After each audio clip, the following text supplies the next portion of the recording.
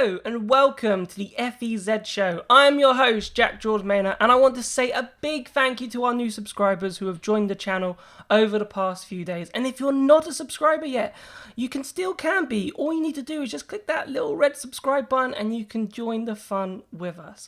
Once again, we have loads to talk about, and joining me for the ride is William Dodds and Jack Pickering. Morning, Will. Morning, Jack. Hiya. Morning. Morning. We have lots to discuss today, so I'm going to get straight into it because my first question is, has Formula E actually established itself a strong enough fan base? Because I think Formula E is becoming sort of established in motorsport itself, but when I think about, has it actually drawn in those casual fans? I'm not sure that they've done that. I still think there's fans that might have been casual fans back in season 1, season 2 who haven't become core fans. They're still sitting on the fence in terms of Formula E. What do you think, Will? I think that it's clear that Formula E has a kind of core dedicated audience which are quite passionate and very enthusiastic. And I think that when you're starting kind of a new sport like this, that's a really important thing to do. So in that sense, I think that there has been a level of success, and we know from engaging it online and watching races that there's a huge amount of passion for it. I think the fact that we have a very secure driver lineup, a very impressive driver lineup, a very impressive lineup of manufacturers will kind of see that grow even further. Obviously, it's kind of like a situation you have with like MLS maybe in football, where if people see it as like a kind of, somewhere where drivers go to retire, then obviously the appeal is less and less. But now you see potentially drivers coming in their peak years, kind of making their career in Formula E. I think that's definitely going to be something that can broaden the fan base. And I think maybe when we see, drivers doing well in Formula E and then as a result getting bigger drives in maybe Formula One, then perhaps that could bring all new audience to it as well. So I definitely think that in terms of establishing a core passionate audience, has done a really good job, and maybe it'll be just kind of the passing of time and just establishing that driver lineup and that lineup of manufacturers will kind of see maybe it become a bit more widespread and a bit more mainstream. Because I agree with you in terms of its manufacturers, in terms of the drivers now that we have in the series, Jack. It's come on leaps and bounds, and the series has grown dramatically. So Formula E are definitely moving in the right direction, I believe, in terms of, and have made progress in actually like establishing itself. Like Alexander Sims said to me the other day that Formula E is probably in the top 3 bracket of terms of motorsport alongside DTM, Formula One, and IndyCar. So, which is quite a big statement. And I think Formula E, when you look at the manufacturers and the drivers, Jack, you can agree with that. Oh yeah, completely. The caliber of the drivers in Formula E now is so much more than it was a few years ago, and I'd probably go out and say that it is not that it is not actually far off from the levels of Formula One, from the levels of IndyCar, like Alexander Sims said. But yeah, I think as Will said, having this niche audience thing is great. We do we do need to expand it a little bit, and one thing that I do think is hindering that is, especially here in the UK, the TV rights. We get it on Eurosport and the BBC Red Button, and a couple of races go on to BBC Two. One thing that I know is in season 5, in Hong Kong, when it went on to BBC Two, and this was like an 8 a.m. 9 a.m. slot. They got about 1 million viewers, which is phenomenal for Formula E standards. I think the only race that's got more was the season finale in Battersea Park in season 1, where that got about 1.3 on the ITV main channel. But yeah, going back how many years ago now? It must be like 7 or 8. But when BBC had the rights to MotoGP, they'd give MotoGP a 90-minute slot on the Sunday for the race, and so I don't see why BBC can't do the same with Formula E, especially as the majority of the time on BBC Two they are just showing reruns of Dad's Army Yeah, and Escape to the Country. I agree in terms of obviously that is a massive drawback in terms of especially in the UK. I know in obviously other countries, but some other countries it's behind paywalls or you have to pay. So you get the YouTube channel, which then you can watch the race on. Which I think that's quite interesting as well, the YouTube, because obviously we use that when we're not at races, for example. I would use that to cover practice 1, cover practice 2, cover qualifying. I use the YouTube channel rather than, for example, the BBC, because I know the BBC puts the qualifying on the internet, sorry. But if it's on the internet anyway on YouTube, I might as well just carry on watching the YouTube stream, for example. It makes no difference. But I just, when you see the numbers of how many people are watching, it doesn't, to be honest with you, for me, and that's worldwide rather than just being on the BBC in England, it hasn't grown. I don't think those numbers of people watching have actually grown as much as Formula E would have liked.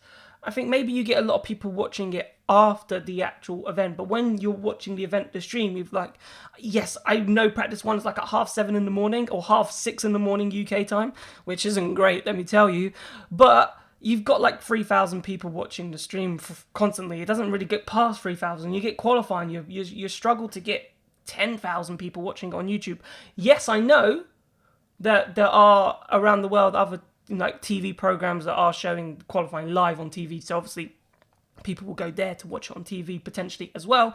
But I just feel like sometimes on YouTube that the fan base, it just isn't there, considering that it is worldwide and it's so easy to access. So I'm trying to think now, what could Formula E do? Is there obstacles? Because obviously, I think for us, we've brought into Formula E. I think everyone in this chat, everyone that we've spoken to, everyone in the paddock, all the journalists have brought into Formula E and are purely passionate about it and purely love it, which is great.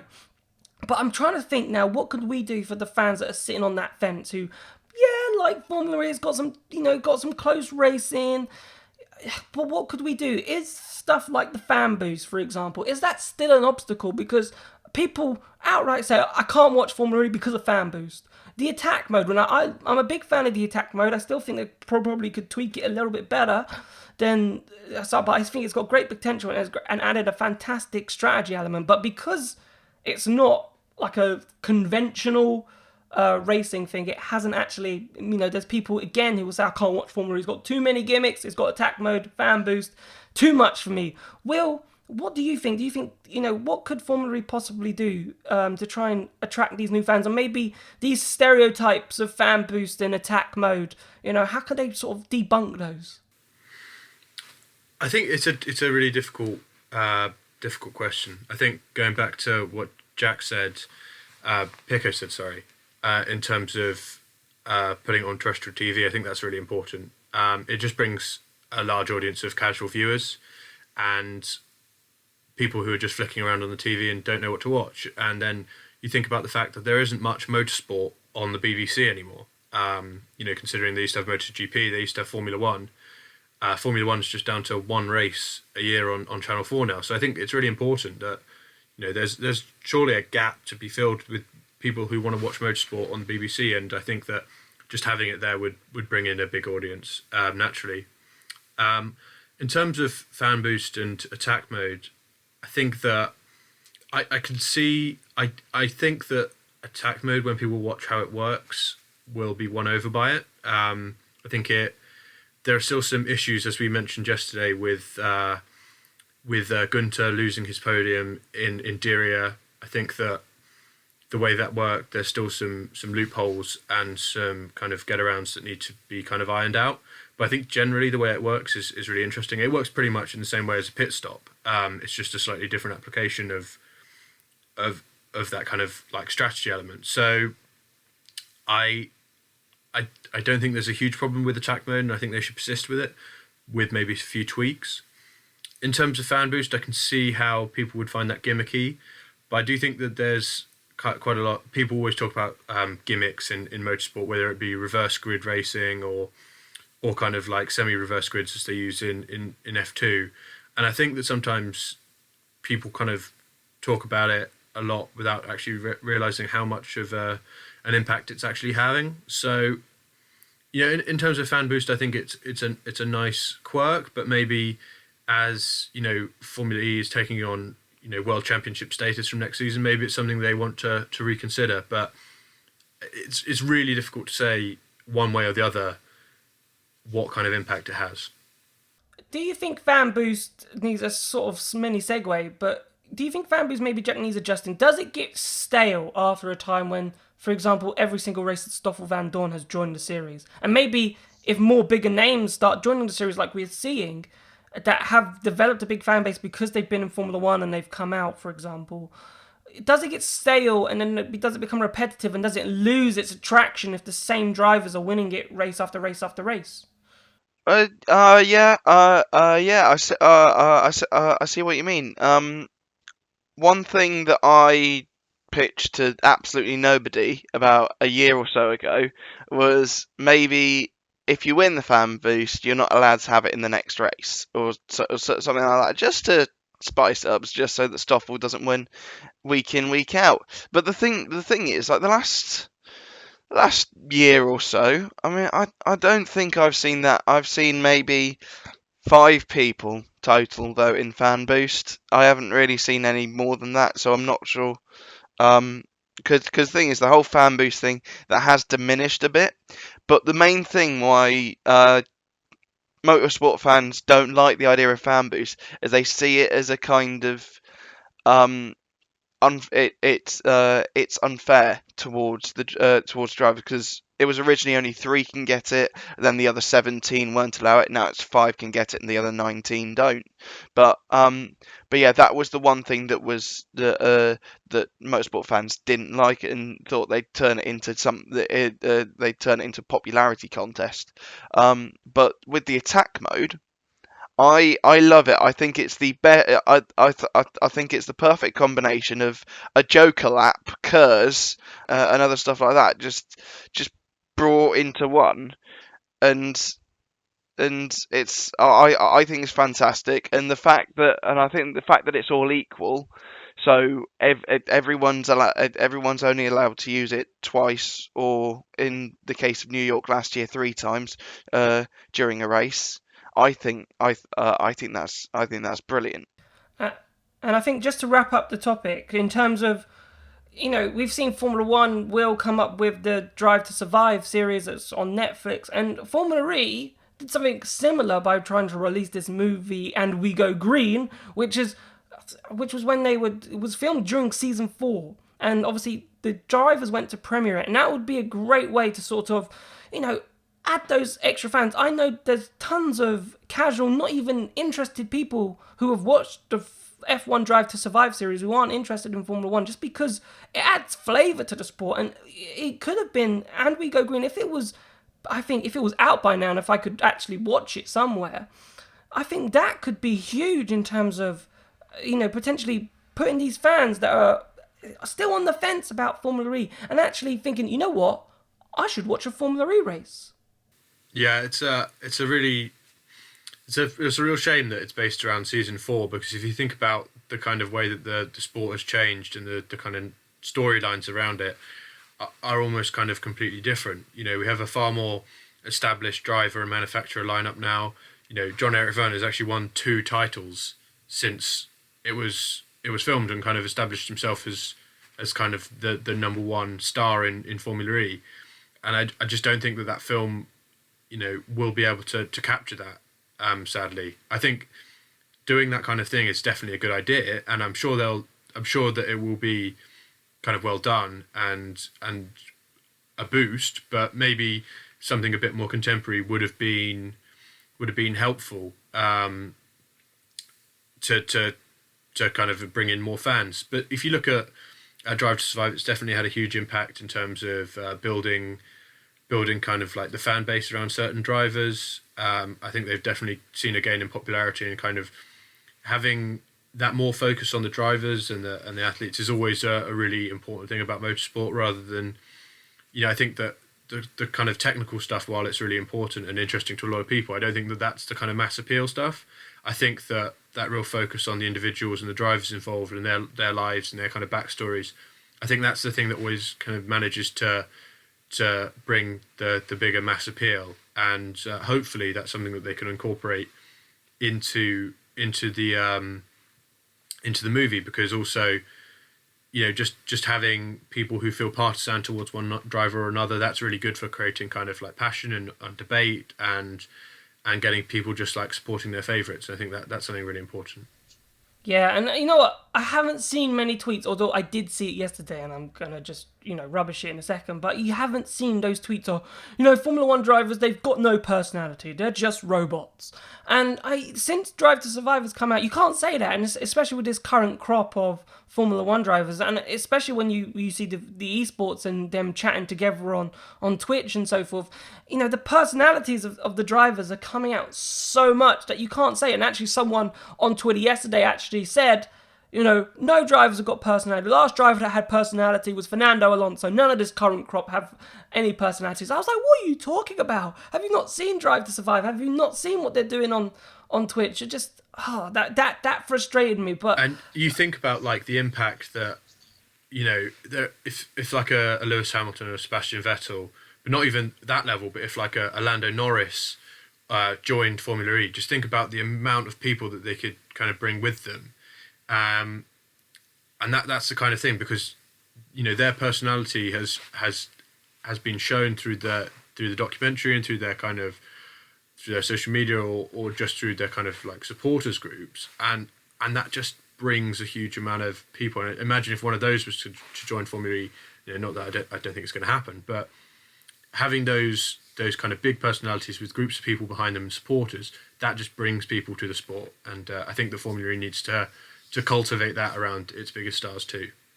Yeah, I agree. So moving on then to the next topic that I want to talk about, and it involves our Season 1 champion, Nelson Piquet Jr., and it's the rise and sort of fall of Nelson Piquet Jr., because for me, I used to love talking to Nelson Piquet Jr. I really did. He came up with some amazing stories. I remember back in Season 2, when that Neo car was just atrocious, and everyone was asking him the same questions. And you just thought, well, what can I do differently to talk to Nelson Piquet Jr.? I think it was in Paris. I was like, so what are you going to do to like get better? And he was like, we're going to do this, X, Y, Z. This is what I'm doing. This is how I'm focusing for Season 3 to try to get the car to become better. And you could have a fantastic conversation if you didn't just repeat the dull same questions. Why are you slow?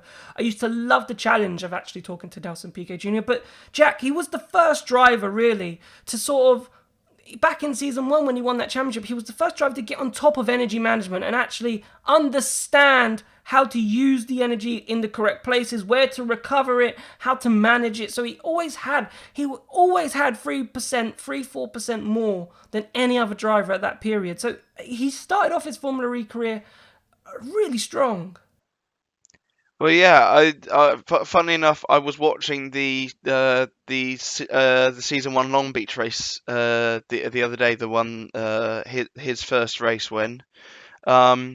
And yeah, he was definitely by a long way. He was the first one to like properly get on with like the energy management, and you can tell that even in Season 2, the start of Season 2, he'd still have 4 or 5% more than everyone else. Obviously, by then, the performance of the car wasn't great, but because he got the energy management brilliant by the first by Long Beach, basically, he absolutely just rocketed on and took that championship. And when he was told he was champion in Season 1 in Battersea, Jack Nicholls told him that he was champion, and Jack Nicholls wasn't actually sure that he was champion. So I think that was brilliant from him. But yeah, no, I was always a big fan of Nelson in Formula E. So yeah, it was gutting to see his performance kind of dwindle over the years. And the thing is, even when he switched to Jaguar in season 4, the first 4 or 5 races, it looked like, oh, okay, this is the old Nelson. He was he was top 5 in the championship, and then he just had a string of non-finishes, and then ended up finishing about 12th in the championship. And then it just came to season 5, and he just had an absolutely torrid time, and unfortunately left the sport. No, I agree, and it's an interesting story actually why he sort of went to Jaguar in a sense, because I remember back I was interviewing him again. It was about in Monaco time, I remember, and he said he was talking about season 4 because obviously season 3 was a better year for Neo. Season 2 was a complete write-off. The car was way too heavy with the twin motor system. It was just a awful car. The car made progress in season 3, and it was set to make progress again in season 4. The way Nelson Piquet was talking about it, he was telling me, Neo are going to win races next season. We're going to be fine for pole positions. We're going to be fine for race wins and podiums. And then he left. So then I asked him. I was like, so why did you leave?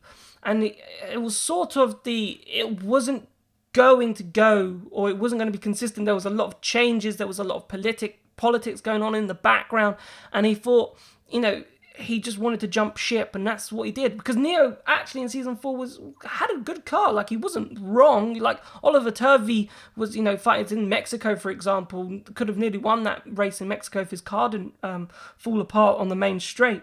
So imagine what he could have possibly have done in that Neo car. So he definitely was making progress, but I thought it was interesting why he left. But my question is because of this sort of fall they had at Jaguar, it sort of didn't go the way that he wanted. Even you remembering in Neo, like, it did pick up again. Season 3, remember, Neo locked out the front row. So he still had the talent going into season 4 and season 5 at Jaguar. It should have been really a sweet story with him and Mitch Evans pushing that Jaguar car forward in order to fight for world championships. But now, if we look back in a couple of years' time, will we put Nelson Piquet in the same breadth as possibly Lucas Di Grassi and Jean-Eric Vergne for their successes in Formula E? We had this discussion on Monday about Oliver Turvey kind of getting stuck at Neo, and in that sense you can see why potentially there would have been the desire from Piquet to, and if you look at the Jaguar team that he moved to in season 4, him and Evans both finished ahead of Turvey in the standings. So while it was a decent season for Turvey, as you reference his podium, I think I can see the logic behind going to a team like Jaguar, and if you had a top form Piquet partnering Mitch Evans now, that could be a team that's challenging for the title, and both drivers like in with a shot of the Drivers' Championship. So it's undoubted that Piquet is a very good driver. You look at his record in GP2, in Formula 1, and then his early days in Formula E as well. He's always been a driver who can produce excellent results. He's had podiums in Formula 1 as well. Let's not forget. So this isn't a kind of driver who doesn't have kind of excellent performances in him, but his lack of consistency and the number of retirements that he's had over his career is probably something that's going to damage his legacy in Formula E. It's not going to leave him in the same bracket as someone like a Lucas Di Grassi, a Buemi, or a Jean-Eric Vergne, just because he wasn't able to continue to produce over a number of seasons, and he had a good opportunity at a good team like Jaguar, and he didn't take it, whereas someone like Mitch Evans has. No, I agree. It's a shame, really, because that's our season 1 champion, and I suppose maybe season 1 champions are forgotten down the lines. But I just feel what Nelson Piquet did at the beginning, and to be so good and so aggressive, and to get the technology and to understand the car the way that he did correctly, and that the fact that he's not in Formula E now, competing like Buemi is still, like Di Grassi is, like Vergne is, those season 1 protagonists, that he's not part of that anymore. It's quite a sad story, really. But whether he'll be a name that we remember. Oh, Nelson Piquet Jr. What a career that he had. Only time will tell. But to be honest with you, I can see that failing. I can see that falling off, and us, in 10, 15 years time when we come to review, Formula E, we'd be talking more about the Verns, the Grassis, and the Buemis, and Piquet would just get like a side note. One thing that I would like to add about Nelson Piquet, because the thing is, everyone seemed to perceive him as a bloke who was always quite grumpy all the time. When and yes, that was the case when it wasn't his day, and unfortunately, towards the end of his Formula E career, wasn't great. But he is genuinely such a good guy. I've met him on quite a few occasions, and he willingly signed a pizza box that I gave him in Battersea Park in season 1. So I think that proves that that he does have a sense of humour, and that he is an all round good guy. So yeah. I 100% back that, because the conversations I've had with him have been great, and he's always giving me the time of day. Like, some drivers don't give you the time of day sometimes because they're busy or they got to leave, but Nelson Piquet Jr. always made a point. No, I need to speak to him. I need to tell him what's happened. I'm not going to leave yet. I need to speak to him, and I really appreciated that. So straight away, that tells me what sort of a guy Nelson Piquet Jr. is, and for me, it's a shame because I used to love interviewing him. He was always up for a chat. He was good round the paddock. Yes, he did have that perception of being moody, but he's a race winner. He wants to win races. Degrassi isn't happy when things aren't going right, but people don't really call him moody. Okay, but Nelson Piquet Jr., because it was consistent and it always seemed to happen year after year that the car just didn't work, then I suppose that's why he always looked moody. So, to wrap up the show, Dan, sort of a nice little fun thing, and I want you guys to have a go at home as well. So, we've all sort of thought of a driver that hasn't competed in Formula 1 that we think we'd love to see in Formula E. So, please think of a driver that you've got, and you can put it in the comment section below. My one that I'd love to see in Formula E is Artem Markelov, because I think the chance of him now getting into Formula 1 is probably evaporated. It's probably gone. I know he had some test rolls at Renault, but it didn't really come to much. Maybe just the money wasn't there for him. But he was super consistent in his junior career, really consistent, quick, and he's come in towards the end of last season, and his competitiveness was still there.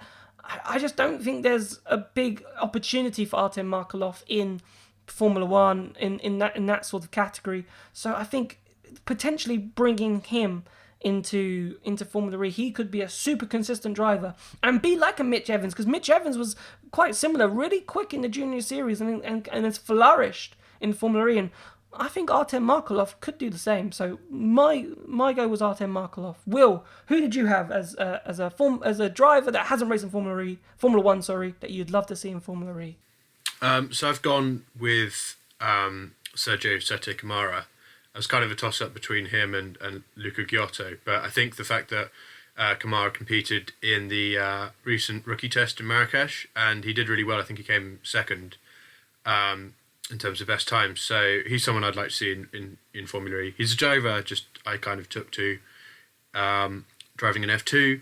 I quite like his style and the kind of way he goes about things. I also just have a thing, I guess, for Brazilian drivers in general, and he's performed generally really well in F2, and he's had some quite impressive test driver roles with McLaren and more recently with Red Bull. But yeah, I can't see Formula 1 happening for him. He lost out to George Russell when he was with Carlin, and then to Latifi with Dams, and obviously Dams have a Formula E connection, as we kind of mentioned off air, with the kind of level of drivers in Buemi and Roland at Nissan. Perhaps that wouldn't be a seat that's available to him, but I definitely think he's someone that teams could be looking at if they're looking to maybe refresh their team and go for someone without that experience. But as Nick De Vries has shown, and Roland showed last year, these younger drivers can come in and pick it up really quickly. And I think that in the rookie test, he's shown he's definitely got some aptitude for it. And I'd like to see him given a go. If the kind of Formula 1 doesn't work out for him, as I probably expect it won't. Yeah, and I'm pretty sure Luki Giotto actually did test, and I think probably season 4. I think it was for Tech Cheetah. So I think another driver that's got Formula E experience as well. That, and again, another one that probably F1 isn't coming. He's a very good driver who I understand hasn't always had the kind of level of funding that's made it possible to kind of take the next step. But he's another one. But yeah, if I had to choose, it's Ete Kamara. Yeah, so good choices, I think. And Jack, who would you go for? Well, to be honest, you could fill a fishbowl full of driver names that I want to see in a Formula E car. However, you two have gone for the kind of junior levels of Formula One. I've decided to go stateside.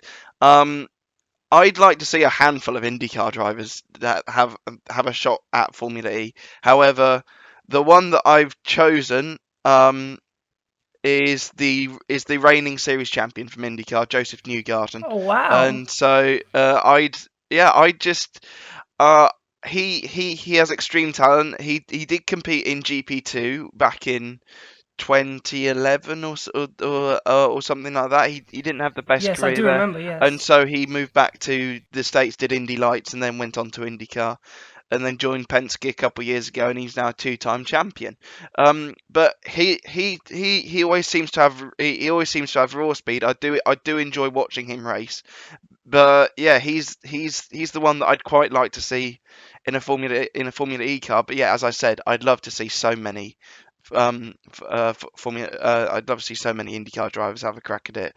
If it's Ryan Hunter-Ray or Alexander Rossi, I mean both Penske and Andretti are in IndyCar and Formula E with Dragon and BMW. So there are links there. Make it happen, guys. Yeah.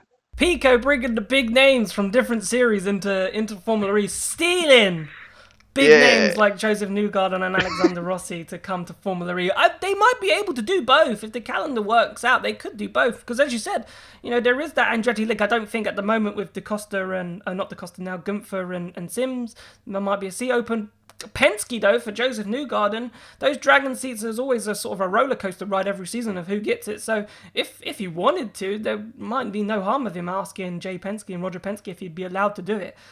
And as we discussed yesterday, we're giving Nico Muller potentially Daniel Apt's seat.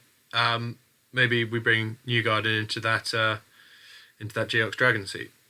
Probably your one, Jack. Even though how not ludicrous but crazy in terms of that one, that actually could work. That it could work only if he was interested. I always go for crazy, mate. I always go for crazy.